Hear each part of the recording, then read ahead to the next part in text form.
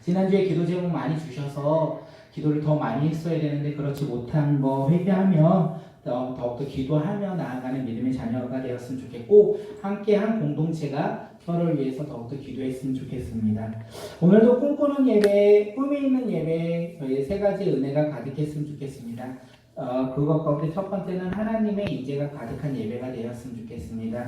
우리가 우리의 발길로 온 것 같지만 우리가 하나님을 사랑한다, 하나님을 만나고 싶다 고백하며 온 우리의 발걸음 가운데 하나님의 인재가 충만하게 가득하여 우리가 하나님의 뜻을 분별하는 귀한 기도회가 되었으면 좋겠습니다. 두 번째는 예수 그리스도의 이름이 가득하기를 원합니다. 우리의 생각으로 우리가 이 시간 나누는 것이 아니라 예수 그리스도의 이름을 나누며 그의 이름이 생명이고 구원이고 진리이기 때문에 우리가 예수 그리스도의 이름을 통하여 이 시간 축복받는 귀한 믿음의 기도회가 되었으면 좋겠습니다. 마지막으로는 주님께서 약속하신 성령의 인재가 가득하길 원합니다. 우리가 하나님의 인재를 바라며 예수 그리스도의 이름을 고백하고 싶지만 사실 우리는 다른 것을 바라보고 다른 생각을 하고 이 시간 가운데서도 마음은 다른 곳에 있을 수도 있을 것입니다. 그것들을 집중시키고 주님 앞에 나아갈 수 있도록 도와주시는 분이 성령님이실 텐데, 이 시간 우리 마음 가운데 그리고 전하는 저에게 성령님의 인재가 가득하여 우리가 하나님의 뜻을 분별하는 귀한 기도회가 되었으면 좋겠습니다. 지난주 말씀의 제목이 아브라함의 기도였습니다. 아브라함의 기도가 무엇인지 우리가 함께 나눴는데, 기억나시냐고 하면 시험 받을까 물어보지 않도록 하겠습니다. 아브라함의 기도는 첫 번째로 하나님을 따라가는 것이었어요. 하나님을 따라가는 것으로 시작했던 그 기도가 하나님께 더 가까이 다가갔고 하나님과 대화했다는 사실입니다. 그렇다면 우리는 한 주간 어떤 기도를 드렸습니까? 아브라함처럼 하나님을 따라가며 기도했습니까? 아니면 하나님께 더 가까이 다가가며 기도하셨습니까? 아니면 하나님과 대화하며 기도하셨습니까? 그것도 아니라면 우리 삶 가운데 너무 바빠서 하나님께 기도할 시간조차 없는 그런 삶을 혹시 사셨던 건 아니십니까? 과연 우리는 지난 한 주간 어떤 삶을 사셨고 어떤 기도를 드리셨습니까? 이 말씀을 준비하면서 제 자신을 한번 돌아보았습니다. 지난 한 주간 개인적으로 저는 참으로 바쁜 시간을 보냈습니다. 왜 바빴냐면 회사에서 신입사원도 들어와가지고 신입사원 교육도 시켜야 되는데 외근이 원래 없는데 외근도 3번이나 지금 막 바깥에 일이 있어서 다녀왔어요. 그래서 평상시 업무를 하면서 그 외의 것을 하는 회사 생활을 했었고, 중간고사 기간이었습니다. 중간고사 기간인데 제가 그렇게 공부를 열심히 하는 사람이 아닌데도 중간고사라는 그 시험 자체에 스트레스가 있어서 스트레스를 받으면서 공부는 아주 조금 했거든요. 그런데 그 공부를 아주 조금 하는 것이 저의 삶에 또 다른 무엇인가에 이렇게 압박처럼 느껴져서 열심히 살았다보단 정말 그 시간을 헉헉거리면서 살았던 저의 모습을 봅니다. 그래서 저의 삶을, 한 주간의 삶을 한번 요약해 보니까 세상 속에서 바쁜 삶을 살았지만 주님 안에서는 참으로 한가한 삶을 살았다라는 게 저의 한 주간의 모습이었습니다. 왜냐하면 바쁘다는 핑계로, 시간이 없다는 핑계로 제가 제일 많이 놓쳤던 게 무엇이냐면 말씀 보며 나아가야 되는데 말씀을 놓쳤고요. 기도하며 나아가야 되는데 기도를 놓친 것이 정말 저의 삶이 아니었나 생각을 합니다. 그러면서 오늘 저희가 양육이 있어서 양육을 준비하면서 거기에 글귀를 조금 모티브에 삼았는데, 종교개혁자 루터가 이렇게 고백을 합니다. 바빠서 기도 못하는 것이 아니라 바쁘기 때문에 더욱 기도하라 라고 종교개혁자 루터는 말했습니다. 바빠서 기도하지 못한다 라고 하는 사람을 어떻게 비유하냐면, 운전하느라 너무 바빠서 기름을 넣을 시간이 없다. 운전이 너무 바빠서 기름이 떨어졌는데 기름을 넣을 시간이 없다라고 말하는 어리석은 사람과 똑같다라는 것입니다. 우리는 참으로 어리석은 사람이 되는 그런 모습이 얼마나 많이 있었습니까? 이 시간 우리가 바쁘면 바쁠수록 우리가 하나님을 더욱더 의지하며 하나님께 더욱더 기도하며 나아가야 된다는 것을 잊지 않는 우리 모두가 되었으면 좋겠습니다.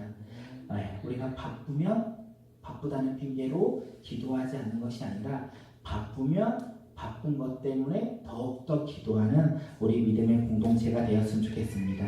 그리고 설교자인 제가 이 설교와 상관없이 반대의 삶을 살았다고 지금 고백하며 나아갑니다. 부족하고 나약하고 한없이 어리석은 저라는 생각을 참 많이 했는데, 제가 온전히 주님의 말씀의 자녀가 되어 나갈 수 있는 방법은 함께 기도해 주시고 제가 믿음을 잃지 않고 주님 앞에 붙잡혀 살아가는 것이 아닌가 생각을 합니다. 이 시간 설교 듣고 있는 분들은 저를 위해서 한 주간 기도해 주시면 너무나 감사하겠고, 저 또한 여기 계신 분들을 위해서 더욱더 기도하며 나아가는 우리 서로 사랑이 가득한 믿음의 공동체가 되길 바라겠습니다. 오늘 꿈꾸는 기도에, 꿈이 있는 기도에 저희 말씀의 제목이 있네요. 말씀의 제목 무엇일까요? 라고 블로그를 했는데 소중한 만남이 있었습니다. 소중한 만남, 이제 우리가 소중한 만남을 볼 것인데, 우리가 두 만남을 통하여 우리가 어떤 만남이 소중한 만남인지 함께 깨닫도록 하겠습니다. 만남을 보기 전에 이 상황의 전반적인 설명을 하면, 아브라함과 롯이 이제 헤어졌습니다. 땅 때문에 선택하면서 헤어졌는데, 이 헤어졌던 그 가나안 지역에 큰 사건이 일어나기 시작했습니다. 그 사건이 무엇이냐면 전쟁이에요. 아브라함과 롯이 살고 있던 가나안 지역에 전쟁이 일어났다는 사실입니다. 전쟁은 왜 일어났냐? 전쟁의 이유가 있는데, 가나안 북부 지역에 맹주로서 살고 있던 엘레마, 저기 보면 뭐라고 되냐? 구돌라오멜이라는 왕이 있었습니다. 그 왕을 가나안의 북부 남부 지역에 살고 있던 5 동맹들이 섬겼어요. 돈도 드리고 재물 드리고 섬겼어요. 몇 년 동안, 12년 동안 섬기면서 살아가고 있는데, 소돔을 비롯해서 그 5개의 나라가 이제 내가 저 왕을 섬기지 않겠다, 이제 저 왕과 전쟁을 해서 저 나라에 복속된 자기들의 삶을 회복하겠다 해서 전쟁을 일으켰습니다. 이 전쟁은 남부 지역에, 소돔왕을 비롯한 남부 지역에 5개 지역이 이제 힘을 합쳐서 전쟁을 시작했는데, 어떻게 끝나냐면 참패로 끝나요.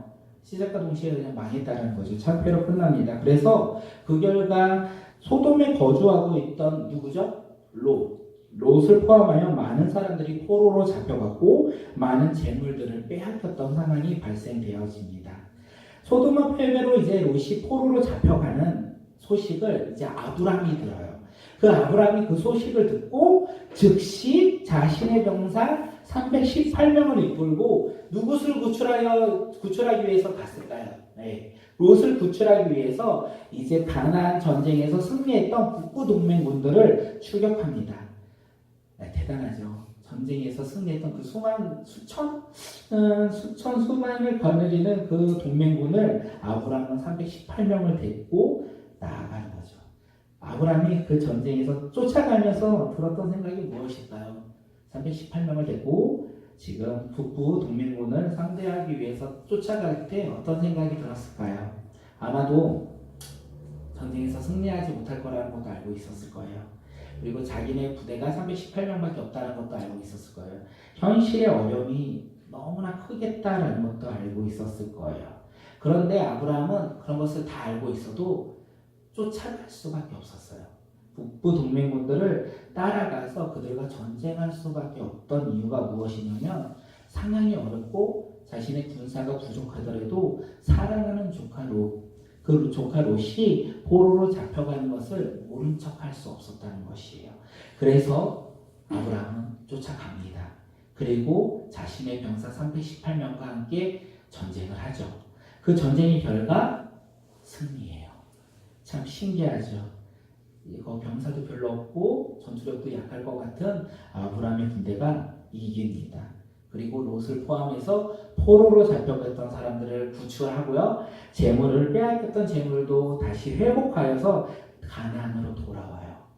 이 이야기를 들었을 때 우리는 어떤 생각이 듭니까? 믿음의 사람은 전쟁할 때 이기더라. 너무 좋다. 우리도 나약하고 우리 환경도 어려운데 우리도 믿음으로 나가면 이 세상 이길 것 같다, 이런 믿음의 확신이 들지는 않습니까?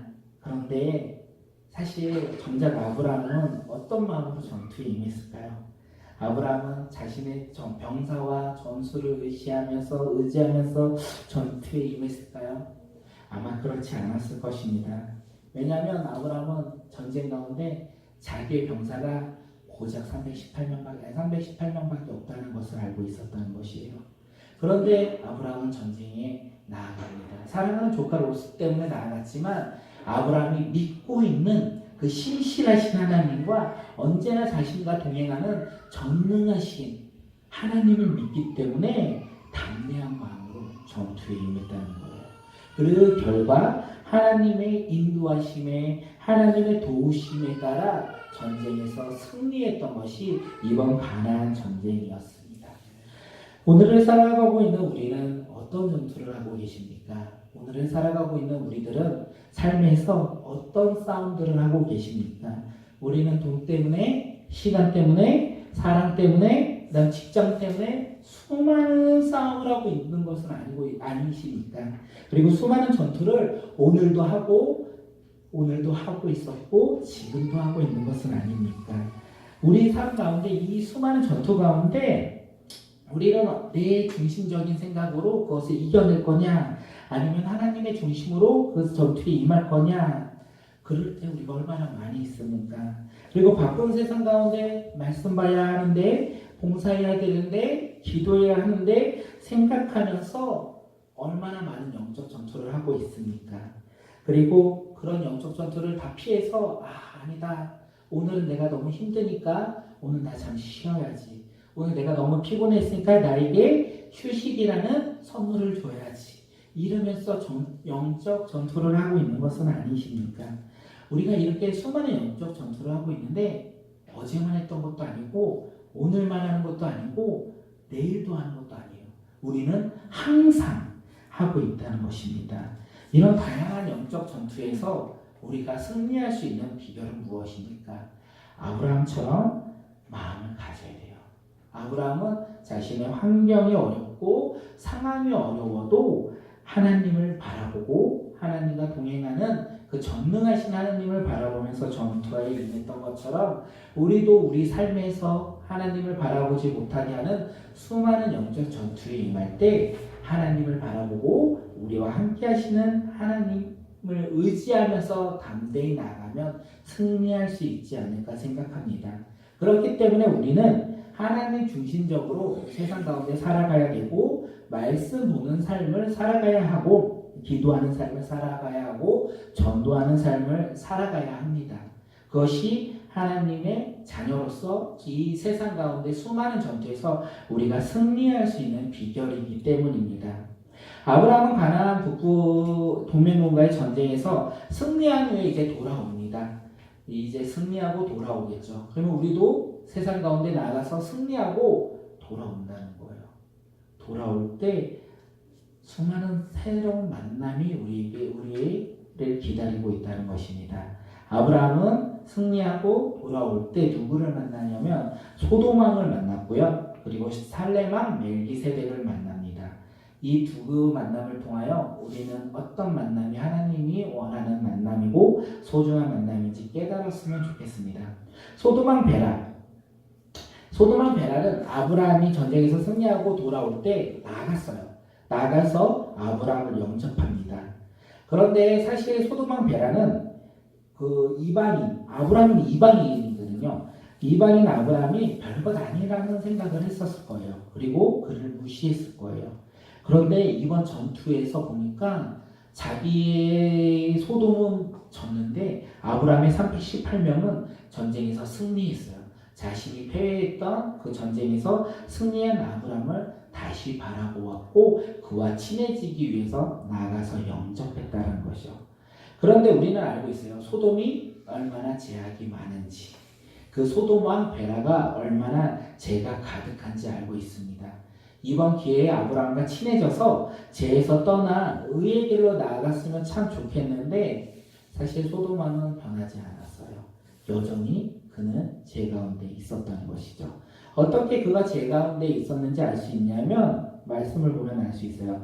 가나안 전쟁에서 패배했던 소돔 왕 베라가 아브라함이 가져온 전리품과 포로들을 보고 아브라함에게 이렇게 얘기합니다. 포로들은 내게 보내고 재물은 너가 가져라 라고 명령을 해요. 그런데 소돔과 베라가 아브라함에게 이렇게 말할 권리가 하나도 없다라는 거예요. 왜냐하면 소돔과 베라는 패배자예요. 그리고 아브라함의 그 자신의 모든 것을 다른 왕에게 모든 것을 빼앗겼던 패배자였을 뿐이에요.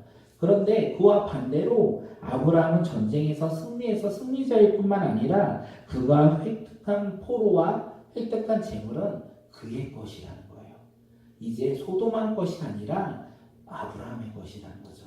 그런데 소돔과 베라가 포로들은 내게 보내고 재물은 너가 가져라 라고 이렇게 명령을 하는 것입니다. 그렇다면 소돔과 베라는 왜 아브라함에게 포로들을 가지겠다, 포로들을 내게 보내라 라고 말을 했을까요? 이유는 너무나 간단합니다. 아브라함한테 말한 그 소돔과 베라는 사실 탐욕적이었던 거예요. 그리고 은혜를 알지 못하였던 거죠. 자기를 패배해서 구해준 아브라함의 은혜를 알지 못하였고 자기 중심적으로 생활했기 때문에 아브라함에게 지금 포로는 내게 보내고 재물은 너가 가져라 라고 명령을 했다는 사실입니다.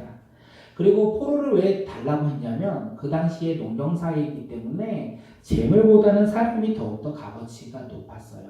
사람이 많이 있으면 농사를 더 많이 짓고 그 재물을 더 많이 획득할 수 있기 때문에 그렇게 욕심을 부린 것이 소돔과 베라의 모습이었습니다. 이렇게 소돔과 베라의 이야기를 들은 아브라함이 무엇이라고 얘기하냐면 자신이 찾아온 재물에서 한 실이나 신들매라도 취하지 않겠다라고 말을 합니다. 왜냐하면 아브라함에게 지금 재물을 주겠다는 게 누군가요? 소돔과 베라잖아요.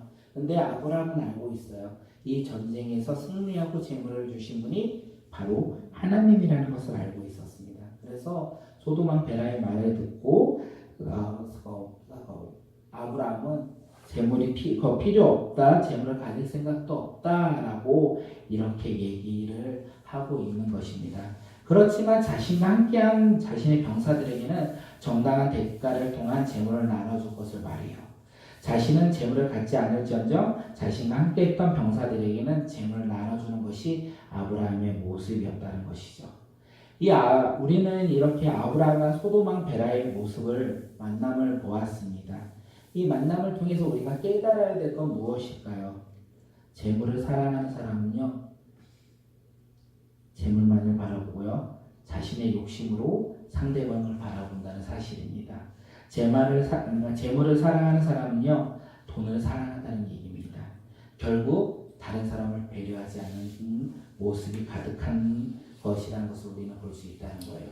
그리고 소돔과 베라는 은혜를 입어도 결국 자신의 탐욕을 추구한다는 것을 우리는 볼 수 있습니다. 이 만남을 통해서 우리는 사실 돈이나 물질에 대해서 항상 생각을 하시잖아요. 근데 우리가 돈이나 물질에 대해서 우리는 어떤 모습을 가지고 있나요? 우리는 돈과 물질에 대해서 방금 아브라함 같은 생각을 가지시나요? 아니면 소돔과 베라처럼 생각하시나요? 우리는 아브라함이라고 생각합니다. 하나님이 나에게 재물을 주셨다라고 고백을 합니다. 그런데 우리의 모습은 사실 소돔과 베라와 같이 돈을 사랑할 때가 더욱 많고 재물을 사랑할 때가 더 많다는 것이 우리의 모습이 아닐까 생각합니다. 이 시간 우리가 물질을 바라보는 사람들이 아니라 이 물질을 주신 하나님을 바라보는 믿음의 자녀들이 되었으면 좋겠습니다. 아브라함은 가나안 전쟁에서 승리한 후 또 다른 사람을 만납니다. 그 사람이 누구냐면 살레만 멜기세덱입니다. 살레만 멜기세덱은 살렘 왕이라는 게 평강의 왕, 의의 왕이라는 뜻을 가진 이방인이었습니다. 그런데 이방인으로서 하나님을 섬기고 하나님께 제사를 지내는 제사장이 바로 살렘 왕 멜기세덱이었다는 사실입니다. 멜기세덱은 아브라함과 만남을 통해서 아브라함을 축복하면서 하나님을 고백해요. 살렘 왕 멜기세덱이 고백한 하나님이 어떤 하나님이냐면 세상을 창조하시고 하늘과 땅을 창조하시고 그 하늘과 땅을 온전히 소유하신 분, 이 세상에서 가장 높으신 분이고 가장 높으신 분이라고 이 시간 멜기세덱은 하나님을 찬양합니다. 그런 하나님께서 아브라함과 함께 하셔서 아브라함이 대적을 이기고 돌아올 수 있도록 하셨다고 지금 찬양하면서 하나님께 영광을 돌리고 있어요. 우리도 멜기세덱처럼 이 시간 하나님을 찬양했으면 좋겠습니다. 우리 삶 가운데 주인은 하나님이시고 이 세상이 창조하신 분도 하나님이시고 우리의 삶을 이끌어 가시는 분도 하나님이라고 우리가 이 시간 함께 고백했으면 좋겠습니다. 사도 바울은 이렇게 고백을 합니다. 로마서 14장 8절에서 우리가 살아도 주를 위해서 살고 죽어도 주를 위하여 죽나니 그러므로 살아 죽으나 우리는 주의 것이다. 이렇게 고백을 했습니다. 우리도 사도 바울처럼 고백했으면 좋겠습니다. 살아도 주를 위해 살고 죽어도 주를 위해 죽는 믿음의 자녀가 되시길 바라겠습니다. 죽으실 수 있나요? 우리가 고백은 쉽지만 삶으로 실천하며 행동으로 행위하는 게 너무 어렵다는 것이 참 우리 삶 가운데 어려움이 아닐까 생각합니다. 멜기세덱의 고백을 들은 아브라함은 어떤 반응을 했을까요? 아브라함은 자신이 얻은 것 중에서 10분의 1을 이제 멜기세덱에게 주었어요. 아브라함은 전리품 가운데 10분의 1을 멜기세덱에게 이제 주었고 그 준 것이 뭐냐면 당신은 하나님의 제사장입니다. 그리고 당신이 고백한 것처럼 전쟁에서 이기게 하신 것이 아브라함의 힘이 아니라 아브라함의 능력이 아니라 하나님의 은혜로 승리한 것을 인정합니다. 라는 뜻으로 자신의 것을 드렸다는 것이에요. 아브라함과 멜기세덱의 만남을 통하여 우리가 깨달을 수 있는 것은 무엇이냐면 이 만남을 통하여 아브라함과 멜기세덱은 서로 하나님을 찬양했어요. 하나님의 인도하심을 고백했어요. 그리고 자신의 것을 서로에게 나눠주었다는 것입니다. 아까 소돔과 베라와는 전혀 다르죠. 소돔과 베라와의 만남은 탐욕으로 임하였던 만남이었다면 멜기세덱과의 만남은 하나님 중심으로 만나서 하나님께 영광 돌렸다는 만남입니다. 오늘 우리는 아브라함과 소돔 베라의 만남, 아브라함과 살렘 왕 멜기세덱의 만남, 이 두 만남을 보았습니다. 이 두 가지의 만남 가운데 어떤 만남이 소중한 만남이었을까요? 우리는 알고 있어요. 바로 아브라함과 살렘 왕 멜기세덱의 만남이 소중한 만남이었다는 것이죠. 왜 그렇게 생각할까요? 서로 이 만남을 통하여 자신들의 것을 나누었고 그리고 그들은 하나님을 고백했고 하나님께 찬양했기 때문에 그들의 만남은 참으로 소중한 하나님이 기뻐하시는 만남이었다는 것입니다. 오늘 우리도 다양한 만남을 가지고 있습니다. 우리도 다양한 만남을 가정에서, 직장에서, 교회에서 경험하고 있습니다. 이 만남들 가운데 우리에게 소중한 만남은 어떤 만남입니까? 누구와의 만남이 우리 삶 가운데 소중한 만남입니까? 우리가 우리하고 만나는 모든 사람들하고 소중한 만남이 되시길 바라겠습니다. 그래서 우리의 것을 아낌없이 그를 위해 헌신하고 그 다음에 그 가운데 하나님을 고백하고 하나님을 찬양하고 이 만남 가운데 하나님이 주인된 그런 만남이 가득 넘쳐나기를 바라겠습니다. 이 시간 함께 기도하겠습니다. 이 시간 우리의 만남 가운데 항상 다른 사람하고 만날 때 소중한 만남이 될 수 있도록 하나님 앞에 민감하게 반응하는 믿음의 자녀들이 되게 해달라고 이 시간 함께 기도하며 나아가겠습니다. 살아계신 하나님, 이 시간 기도하며